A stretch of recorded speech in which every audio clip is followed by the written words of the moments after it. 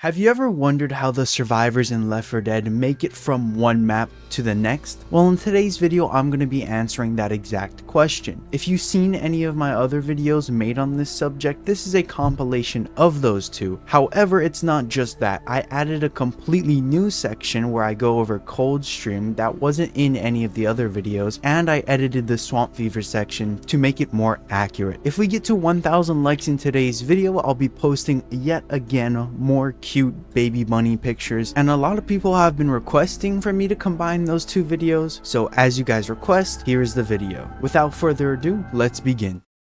So starting at the very beginning, how do the survivors get to No Mercy? In the intro cutscene, we see them walking around the city of No Mercy, and as they're walking around, they trigger a horde, either meet a tank, but whatever it is, it causes them to run into the back alleys between the apartments. Lewis notices a ladder as they're getting chased. They all subsequently climb up that ladder, get onto the top before Zoe almost falls, but fortunately, Francis catches her, and the tank falls to their death, and that's where we begin here at the start of No Mercy. However, there are a few discrepancies. If you take the time to look, they land on a platform at the end of the cinematic where they help Zoe up. However, if you take a look on this upper part of this apartment here up on the roof, there is no place for them to sit. It's blocked here by this window. Supposedly right here in this corner is where they would sit, that little plate thing. However, like I just mentioned, it's not here. There's another discrepancy. For example, at where the ladder's supposed to be, it's not there. There's supposed to be a hole in the wall where the tank smashes and then ends up grabbing a rock, and all these assets we don't actually see in the trailer, and this entire alley is extremely dark. That rubble there is supposedly where the stairs fell down. However, all those discrepancies are kind of a bit understandable. I mean, they probably made the trailer and then made the map, or it might be the other way around. Source does it differently. I think it's interesting to take a look and point out. So as the survivors make their way through No Mercy, they go down underground, they hit a subway, they go to a generator room, they pass by a gas station, eventually making their way to a hospital. As the survivors come out of the beginning room, they make their way through the under part of the roof, eventually making it to the top and calling the helicopter. So when the survivors make their way to the rooftop, they stumble upon a radio and they're able to talk to the pilot. So the chopper says they're 15 minutes out, and the survivors make this stand on top of the rooftop, defending their position. So that's what the survivors do. Once the survivors hold out long enough, the helicopter arrives and picks them up. Now this is important because, as we all know, this is the end of the map, so this vehicle in particular is what we need to link the next map. For a very long time, the next map was Death Toll. There was nothing in between. However, with the addition of Crash Course a couple months or a year later, we know what connects both No Mercy and Death Toll.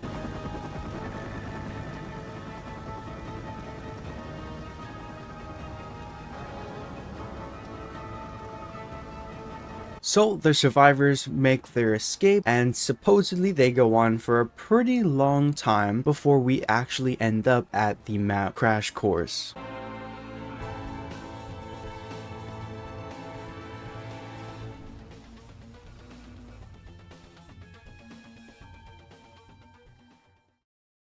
So the next map the survivors end up at is Crash Course, and from dialogue we actually find out that Zoe is the one who kills the pilot because he turned into a zombie. Crash Course was added after all the Left 4 Dead 1 maps came out. However, it takes place between No Mercy and Death Toll, and this is important because for a long time we didn't know how the survivors made it off this helicopter and to Death Toll, but now we do. Now this is pretty obvious. I really like this detail because it tells you this is exactly what happened. Here you are, here's your mission. I like how straightforward and to the point it is. If we analyze this helicopter, you can indeed see that this is the exact News 5 chopper that they used to escape No Mercy. So as the survivors make their way through the first map and second map, they make their way to a junkyard and stumble upon another vehicle.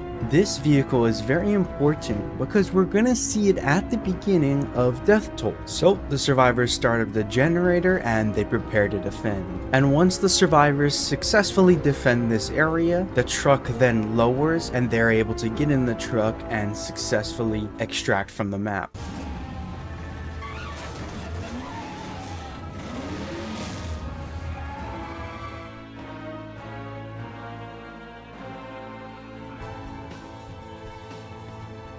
And with that, the survivors are then led to Death Toll. Once the survivors make it to the beginning of Death Toll, as I've mentioned for a very long time, this is a big important thing because for a long time I personally didn't know how they got to Death Toll. But if you look behind you, doesn't that truck look familiar? And by going into no clip mode, we can analyze this truck. A lot of keen-eyed viewers actually suggested that if I go back into Left 4 Dead 1, there are a lot of differences between the first one and the second one. There are a lot of assets that people added and removed. For example, in my previous video when I was looking at the cops on the floor in No Mercy Subway, a lot of people mentioned that that wasn't originally in Left 4 Dead 1. Now I wonder, I don't have Left 4 Dead 1, I could definitely get it and check it out maybe in a future video, but for today's video, let me know down below, was this truck originally in Left 4 Dead 1? And if it was, that's pretty cool. But this is the beginning of Death Toll, and as they make their way through the campaign, they end up at a boathouse. Once the survivors make their way to the finale house on the corner, by walking through the forest, there's a radio that they find, and if you listen closely, there's a voice line where they tell you that there's two people, they give you a last name, they say that they're just a fishing family and they'd love to pick you up, so the survivors talk to them and await their arrival. Once the survivors have successfully defended their position, they are then met with the boat in which they make their way down to the docks and are successfully able to leave the Death Toll campaign.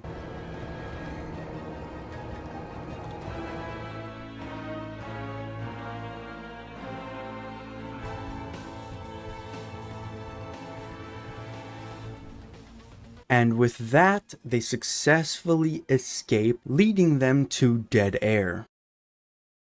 Like I mentioned, the next map they find their way to is Dead Air. Now, as we analyze the beginning of this map, this is where you start. There is no clear begin point from the end of the map. What is the off-camera sort of out-of-eye movement that the survivors make to get themselves here? The part that I'm going to show you is pretty much speculation, but some people on a very early video of mine mentioned that you can actually find the boat from Death Toll here, but that might not make sense for reasons I'll explain in a bit. If you no-clip out of the map, you can actually find this shipping vessel here that's very close to the greenhouse. You can see the greenhouse is right here on top of this rooftop, and down here is this shipping vessel. However, if you compare the shipping vessel to the ship at the end of Death Toll, they aren't the same exact ship. However, a lot of people believe that there was supposed to be a map in between both Death Toll and Dead Air, so this is kind of what connects it in universe, but not really what they had game design wise. If you guys have any theories or differing opinions about how they got from Death Toll to Dead Air, let me know down in the comments below. I'd love to hear your theories. But as the survivors fight their way through the Dead Air campaign, they go into a crane yard, they go through a construction yard, eventually making their way to an airport where they find a huge AC-130 and they talk to the pilot, they fill it up, and they successfully extract. So let's teleport to there now. Right as the survivors stumble out of the finale safe room, they are met with a huge giant crashing plane. Making their way from that plane crash, and they refuel his AC-130, and in return, they fly him out.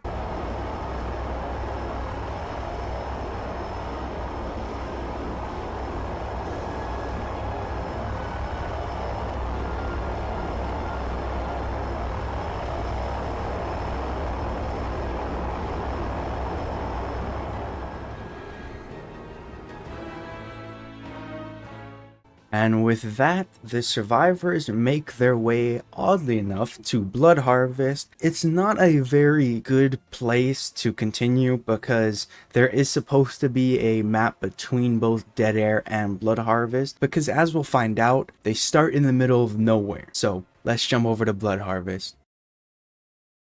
So as we make our way over to Blood Harvest, there's a couple big questions that I have that I think everyone has if they're not a really in-depth looker into the lore of Left 4 Dead 2. Now, the first big one is the fact that we just saw them leave in a giant military AC-130. Now, where is that AC-130? because we start off in a camp with some sleeping bags and a fire, it doesn't look to me like there's any AC-130. By looking online, the Google AI wasn't very helpful, but scouring through some Reddit posts, I see people saying that there was a cut campaign between Dead Air and Blood Harvest that would connect them in that way. However, if you want to do a in-story with a canon explanation, the most realistic option is that the plane probably crashed somewhere in the forest nearby. The survivors survived, went through the forest, and made camp here, where they would then go on to start the Blood Harvest campaign. Going into no clip mode, you can't really find a plane. I mean, you could argue that maybe it was like down here or something, but there's no physical asset that would lead you to come to that explanation naturally, so we kind of have to just infer here. But I think if Left 4 Dead 2 were to ever get remastered, adding a plane right here or like in the woods nearby or like off in the distance would be really cool. They make their way through the forest, eventually going through a train yard, making their way to a train station with a bridge, knocking down the bridge, heading by the train tracks some more, and eventually making it to the military outpost. So let's go to the final mission. Once the survivors make it to the final chapter in Blood Harvest, they enter this train car which has been jammed at the end of this bridge. As they leave the train car, they continue to follow the train tracks and they climb up a train, which eventually leads them to a cornfield and subsequently the military outpost. Inside the military outpost, you can find a radio which will start the evacuation event, but you can also see that there are a bunch of dead military bodies, along with a bunch of maps that you can look at, seeing an entire peninsula overrun, along with some northern regions, and eventually a safe zone north. So that's supposedly where the Left 4 Dead survivors are going to be heading to. Once the players have gotten ready, they prepare for the incoming doom, and once that's over, we'll resume with the finale. So once the survivors survive long enough for the truck to arrive, the military comes, and this is the few times that the military actually helps.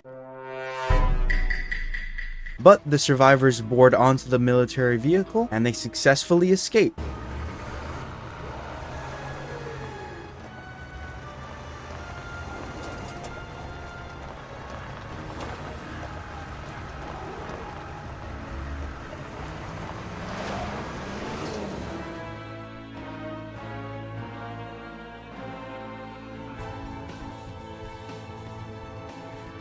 We'll talk about the last stand later, but for now, let's head over to the Sacrifice campaign and check it out.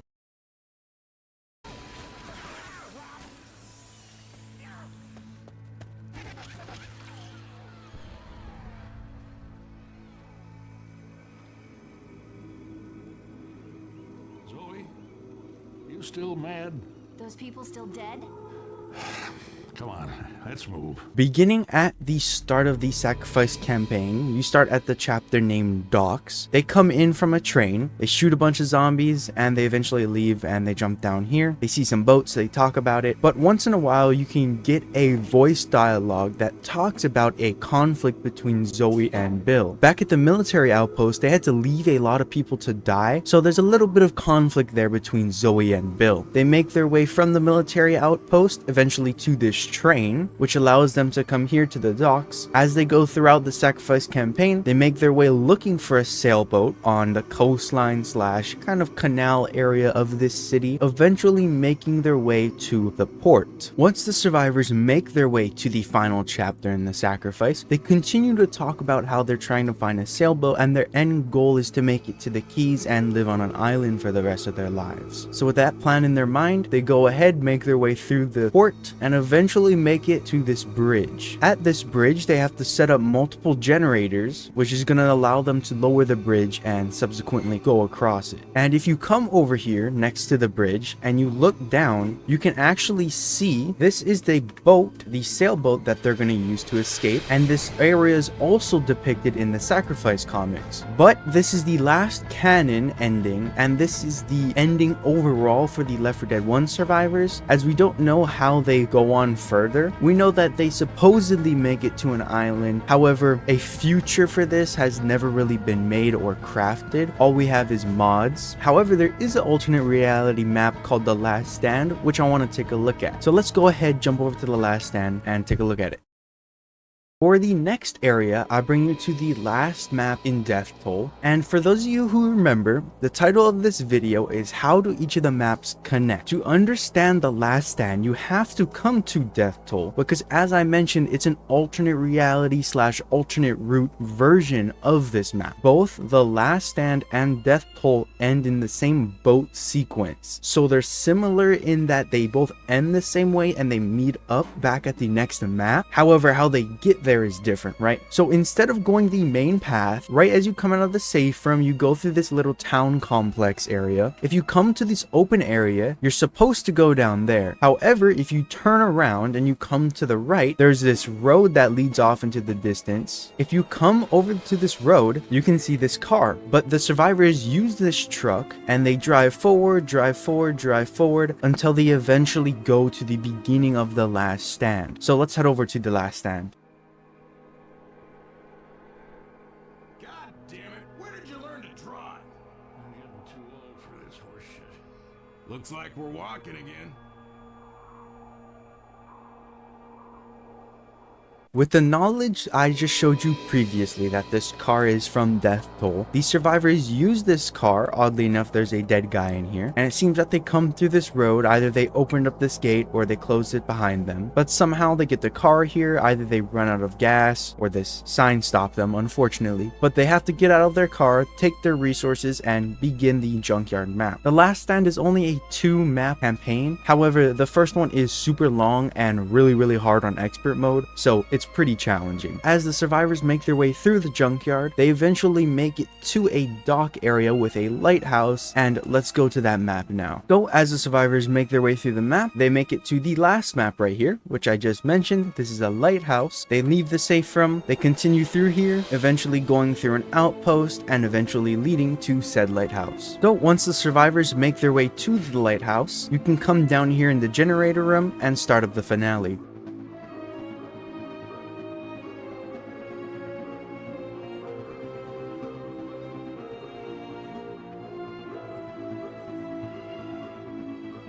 Halfway through the finale, the survivors are then forced to grab gas cans to resume the operation and start up the generator. Next step of the operation.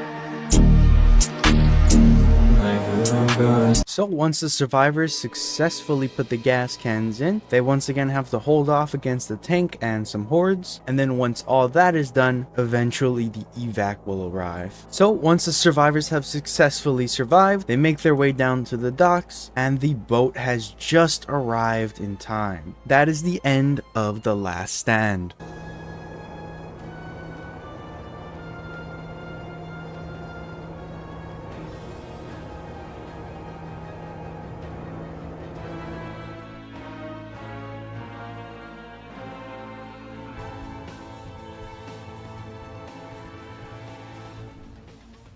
So with all the Left 4 Dead 1 maps out of the way, let's take a overall look, a sort of conclusion at the maps as a whole. How do they get from each one? Alternate quote-unquote endings. So let's go ahead and do that now.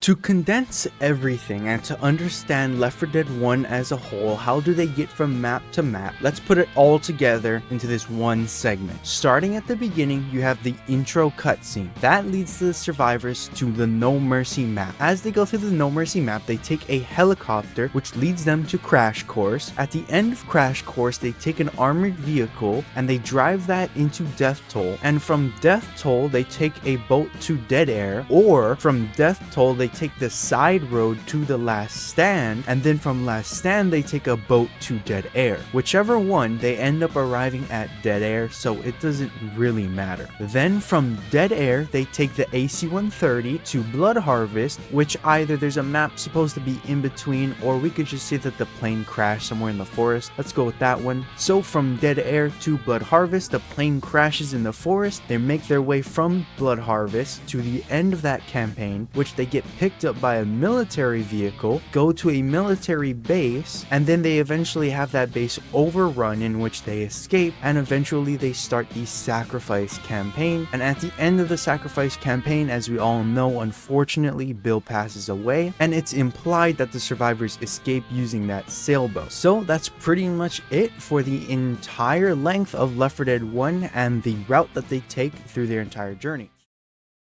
So starting out on the Dead Center campaign, the survivors find their way onto a rooftop, and this is where they begin the entire journey of Left 4 Dead 2. But just like in Left 4 Dead 1, what's the context? How do people get here, and how do specifically our survivors get to this location and form a group of 4? Well, it's never shown explicitly the point that each one of these survivors meet, including Rochelle, Ellis, Nick, and Coach. However, from the intro cutscene, we can infer that they just met in this building somewhere and then made their way onto this rooftop. Who the hell puts an evac station up 30 flights of goddamn stairs? Come on, Coach. Maybe the helicopter. Maybe it's made of chocolate. Hey, where is everybody? Hello? Oh, this is not happening. Anyone here? Aren't they supposed to be saving our asses? Looks like there's been a change of plans. Once you start the map, all the survivors are standing here, looking off this edge, complaining about how the helicopter is flying away. What are they gonna do? As the survivors figure out what they're gonna do, they group up, they grab some weapons, grab some healing packs, there's some melees, there's some pistols. And an interesting fact about this map is they never put primary weapons here because they added melee weapons in Left 4 Dead 2, so this is their way of kind of showing that off. The survivors make their way down the hotel into the burning area, then make their way onto the streets, eventually finding a mall in which they explore the mall, and they eventually find a Jimmy Gibbs race car which they figure they'll use to escape the map. They search the area around the Jimmy Gibbs car, which allows them to find some gas cans which they can use to fill up said car, and once they have enough gas in the car, that allows them to leave and continue their journey. So let's go there now. Once the survivors make their way to the last map on Dead Center, they find their way into this kind of back roomsy area. Not that back rooms, this back room. As they open the safe room door, they pass by some bathrooms before making their way past some dead bodies, turning right, turning left, until they eventually see an elevator which leads them downwards. Once in the elevator, they discuss their plan, and like I said earlier, that requires them to grab gas cans in order to drive the car. Once the survivors grab the last can, they go ahead and put it into the car, and then they can successfully leave the map.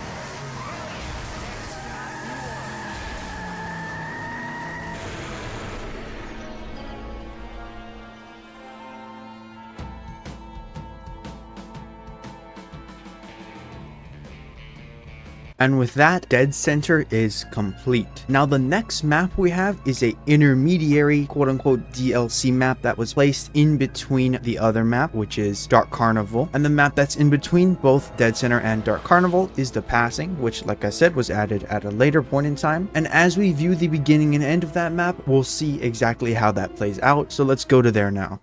So starting at the beginning of the Passing campaign, the survivors get out of this car and can either talk to, I believe, a few of the survivors. In this case, we're talking to Francis here. I think you can either get Francis or Zoe, doesn't really matter though. They talk to one of the Left 4 Dead 1 survivors. They say, hey, we need to get across this bridge, can you lower it? One of the Left 4 Dead 1 survivors will say, hey, sure, that's possible, you just need to get to the other side first. That gives them a mission right off the bat and you continue the map. However, looking at the vehicle you start next to, this is obviously the car that we just left in Dead Center. However, you can see some of these battle damage scars, and I think it looks really interesting. I really like how they added these subtle details. It really brings immersion to the max, you know. An interesting little fact about this area is if you look around, there's actually no discernible place to indicate where they came from. It's most likely this area, but how is that possible if there's a giant gate here? Like, they couldn't come from this way either because this is blocked. They couldn't come from down here because, you know, that doesn't make any sense. So the only actual place would be this, but again, this area is blocked. I get for gameplay reasons it has to be blocked, but I wish they would have thought about that before placing this here, but I digress. As the survivors make their way through the Passing campaign, they make their way through a water-filled cityscape area, eventually making their way down into a underground sewer system, coming out of it, and ending up in the Sacrifice port map, but in this case, it's in the Passing, so it's a Left 4 Dead 2 version of that Left 4 Dead 1 map. So let's go there now. As the survivors make their way out of the sewer system, they make their way into this room, and then they make their way out of this room, and they eventually can talk to the Left 4 Dead 1 survivors on an elevated platform much closer to the bridge. Francis, you think you funny. So once the survivors talk to the Left 4 Dead 1 survivors, they can press this button and the elevator will bring them down. And similar to the last crescendo event, we gotta gather gas cans in order to fill something up. In this case, it's a generator. So let's go do that now. So once the survivors have grabbed up all the gas cans. They put in the last one before having to defend from a tank and have to wait for the bridge to drop. And another interesting fact is the entire time the Left 4 Dead 2 survivors are down here, the Left 4 Dead 1 survivors are defending them. You can see Lewis up there in the turret, and Zoe and Francis will periodically throw down some materials. Like they just threw down a pipe bomb. I saw them throw an adrenaline. So once the tank appears, we gotta make a mad dash, and then the survivors eventually find the car, so they continue their mission. Where? At the mall?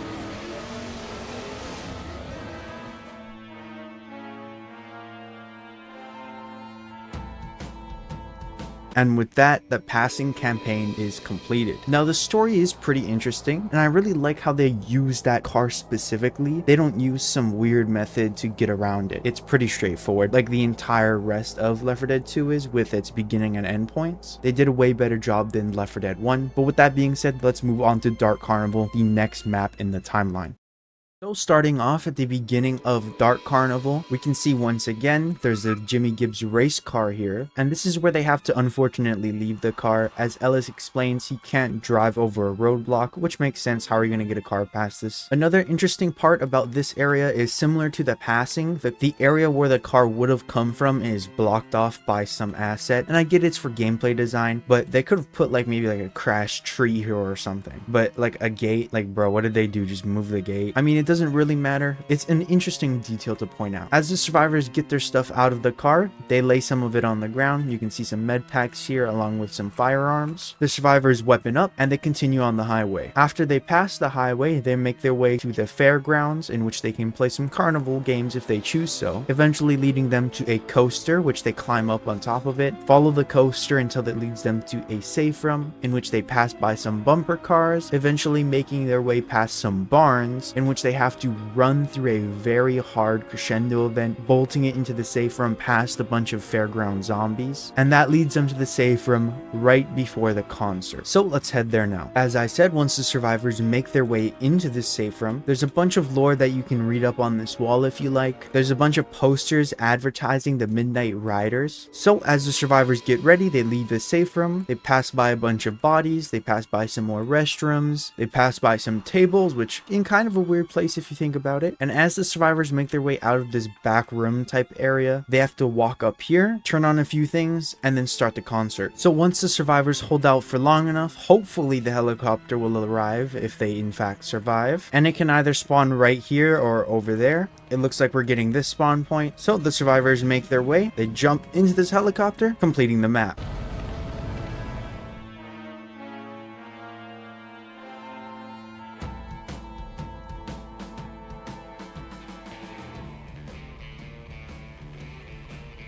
So as they finish Dark Carnival, this will eventually lead them to Swamp Fever. However, Swamp Fever start and Dark Carnival finish are two completely different vehicles. However, you're going to see that we're going to start in a train. So how does that connect? We'll find out in the next section. Let's head to Swamp Fever now. Starting off in Swamp Fever, you can see that we're in a train. Now this might strike you because we just saw that we left Dark Carnival in a helicopter, as I just mentioned. Now to explain this is going to take a little bit of some time. There was some time constraints that I found while I was researching, that at the last minute they switched the Dark Carnival finale from a train to a helicopter. It seems to me that that theory might have some plot holes, because if they're making their way to a concert, how are you going to use like light, sound, and noise to signal a train? You would need a train track nearby, which is a little confusing. My personal headcanon is that the helicopter probably just crashed somewhere, and then along the way, while either they were exploring or maybe just walking somewhere, they found this train which allowed them to hop on it. They jumped inside this car, and once this train got derailed, they opened up this train car, and that's when they begin the Swamp Fever campaign. With that being said, they make their way through the swamp, they make their way through a bunch of water as well, eventually making it to Shoddy Town. I genuinely thought it was Shoddy Town when I was a kid, but they make their way to Shanty Town, and once they make their way past the Shanty Town, they make their way to a plantation house, and once there they have to hold out for a rescue mission. So let's go there now. So like I said, once the survivors make their way into the safe room, this is like a little shack or like a little cabin area right before the last map, and a really interesting thing about this area is it's really bright and it's really beautiful. It's kind of like a contrast to the previous chapters, as the last ones were very dark, gloomy, and wet. That light contrast gives the survivors some hope. There's a pretty long journey that the survivors have to make to the plantation house, but it's not too hard, and once we get there, I'll explain the finale. So once the survivors make their way past the plantation house, they go all throughout it, going up, going down. You can find a bunch of loot in there with some health packs, some ammo, some more weapons. If they come out here and they go through this plantation area with all these plants, you can come over here and there's actually a signaler here, a radio. Hello there. It's been real quiet out here on the water. Ain't heard nobody in 3 days. I'm standing by a big gate. After they talk to the man on the radio, they find out his name is Virgil and he's driving a boat and he's been out on the water for quite some time. So the survivors must hold their ground until Virgil arrives, and hopefully Virgil will pick these guys up. But once the survivors hold out for long enough, Virgil will blow open this door. Once Virgil blows open this door, the survivors can run through the debris, go down this port area, hopefully avoid tanks, and eventually make their way onto the boat.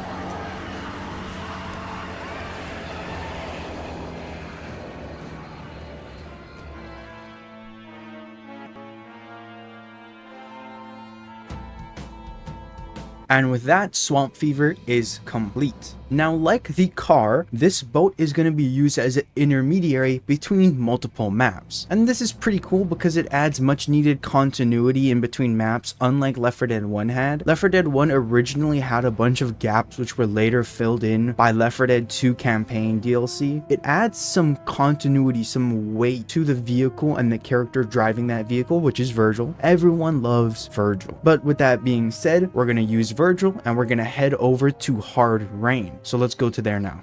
So making our way to Hard Rain, Virgil will drop the survivors off here, in which they have to scavenge. They can find some melee weapons, they can find some pistols. Basically, Virgil is out of gas, so he tasks the Left 4 Dead 2 survivors with getting some more. And once they hopefully get some gas, he'll come back, grab them, and get them on their way. So as the survivors pass down Burger Tank, they go into this 5-star establishment, which I do say so myself. It looks like this girl had one too many Burger Tank burgers. That's an old throwback to a different video. Let me know if you guys got that. But this is a really interesting set piece specifically because these assets are never really used. I mean, that sign is used in a bunch of places. As for the inside, it's a little bit interesting. It's a little bit unique. But the survivors pass their way through Milltown, eventually making their way to a sugar mill in which they eventually are able to find the gas. Once they grab the gas, they have to turn around and make their way through the map. But this time, it's a rainy version. And as you guys know about me, if you watch my content for a while, I love water. I love water maps. I don't know what about it that I really like, but as the survivors make their way through both Milltown and Sugar Mill, they will make their way back to Burger Tank, instead flooded, like I said, but they will be using this sign to signal Virgil to come pick them up, and then they'll give Virgil the gas, which will allow them to continue their journey. The whole point of this campaign, like I said. So let's fast forward now. So once the survivors make their way into this little cottage, this little home right before the Burger Tank shop, they can gear up, they can grab some grenades, they can grab some ammo, they can grab some health packs, but they open this door realizing that, oh shit, this area is also flooded. But no need to worry, as all the survivors have the gas, so all they'll need to do now is signal Virgil with the sign, and once Virgil picks them up, they'll be on their merry way. So once the survivors have held out for long enough, killed enough zombies, killed enough tanks, they can make their way down this white car, through this water area, and back onto this port, and you can see Virgil has found the Burger Tank sign, and he has followed us here. And with that, Hard Rain is complete.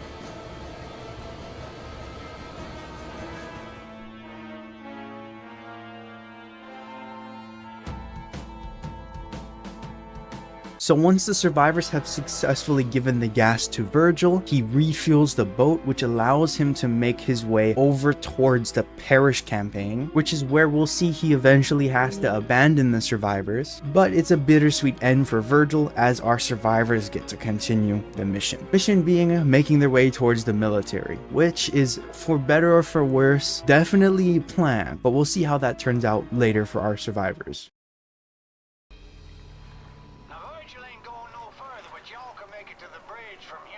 Thanks, brother. Good luck now. I'm gonna go look for the survivors.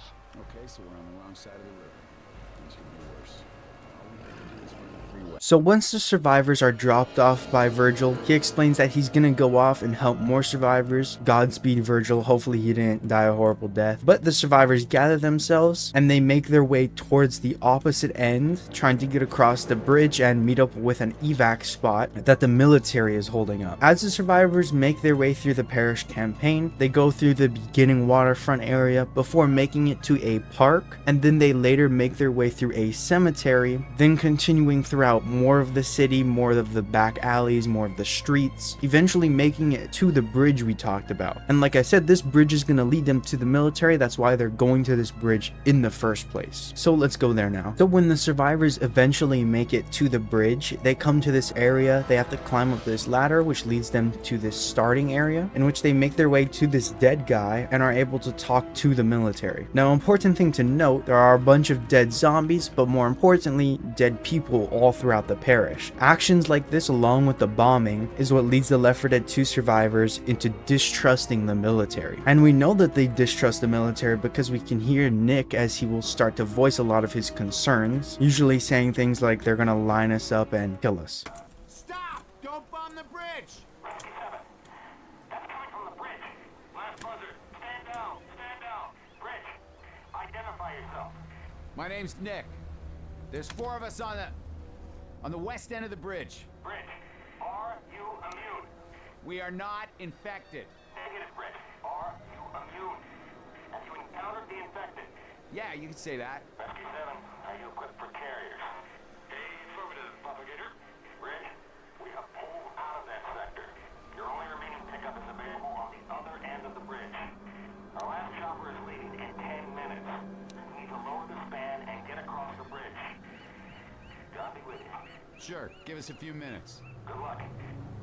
Let's lower that bridge. So once the survivors are done talking with this guy, their conversation is actually pretty interesting. As the military exclaims that they know about carriers, they don't specifically say they know about carriers, but they definitely know of them because they ask the chopper if he's equipped for carriers. So most likely, the Left 4 Dead 2 survivors after this campaign will either be imprisoned or unfortunately killed. But once the survivors lower down the bridge, they have to make a mad dash towards the chopper, eventually finishing off the current story of Left 4 Dead 2. As the survivors run through the bridge, they jump down this area, making their way through this CEDA evac site. They avoid the tanks, and then they jump into this chopper, eventually finishing off the parish.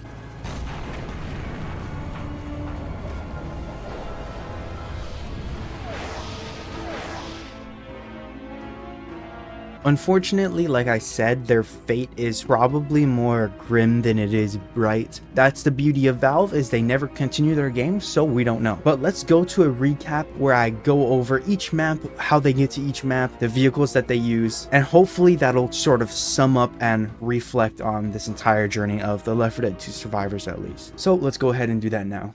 So as we make our way to Coldstream, this one is a bit different. Now originally I did not include this part in either videos, this is added in this new video. However, in this beginning part, there is no indicator of where they came from. There's a few theories that people have given to me in the comment section. For example, one commenter mentioned that the helicopter from Dark Carnival crashed, which is what caused this fire. However, that doesn't really make sense because you can see that the survivors start on a crashed boat. Some of their materials are even on a little piece of it over here. I can go into no clip mode and look around. However, there's not really anything that's very indicative of, again, a vehicle that they would have used to get here. This boat is pretty much all they have. Another thing that doesn't really make sense, where would they have came from? Because this is a little sewer right here.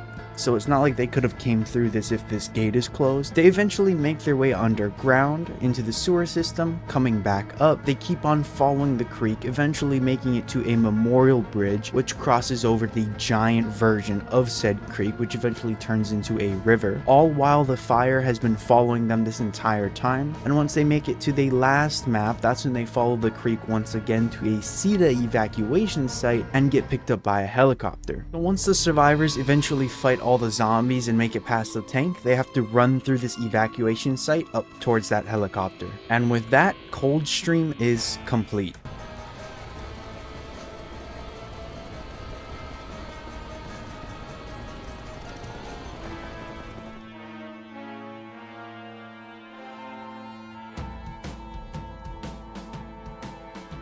Now, like I said, the beginning of Coldstream and kind of the end is a little bit hard to place in between everything. It's like Last Stand in the sort of way that it's an alternate reality, or it's just simply not canon. Searching it up online, it'll tell you that Coldstream is not canon. However, if I were to place it somewhere, it would probably have to be exactly where Dark Carnival is, because you end in a helicopter, meaning the next map would have to start with that helicopter. But it's a pretty interesting map to look at. So this is the part of the video where I wanted to sum up each map and see how Left 4 Dead 2 as a whole connects, going from each beginning to each end. So at the intro cutscene, that leads us to Dead Center, and then at Dead Center they make their way to the mall and they find the Jimmy Gibbs car. They then use the Jimmy Gibbs car to go to the passing, in which they lower the bridge, they go around, they're able to re-access their Jimmy Gibbs car, they drive through the bridge, eventually making their way to Dark Carnival, and then at the end of Dark Carnival they have to find a helicopter, which supposedly crashes, is my personal headcanon. Then from the helicopter, they go to a train, and at the beginning of Swamp Fever, they start on that train, and then as they make their way through Swamp Fever, when they get to the end, that's when they meet Virgil. They take Virgil's boat to Hard Rain, Virgil drops them off, they get gas, they come back, they signal him, they get back on the boat, and then from Hard Rain, Virgil takes them to the Parish. Virgil leaves the survivors there to go help other survivors, and then our survivors make their way to the bridge, in which they find the military helicopter, which takes them to some undesignated sort of mystery uncertain fate. So that's the entire timeline of Left 4 Dead 2. Like I said, if you guys want me to combine both videos, let me know down in the comments below. I love to hear your guys' feedback. If you're interested in the Left 4 Dead 1 survivors, I do have that video already up on my channel, so you can look at my previous 2 videos. I think it's one of those. But thank you guys so much for watching. If you genuinely enjoyed, please subscribe, like the video, leave some love down in the comment section below. It really helps me. I'll talk to you guys in the next one. Peace.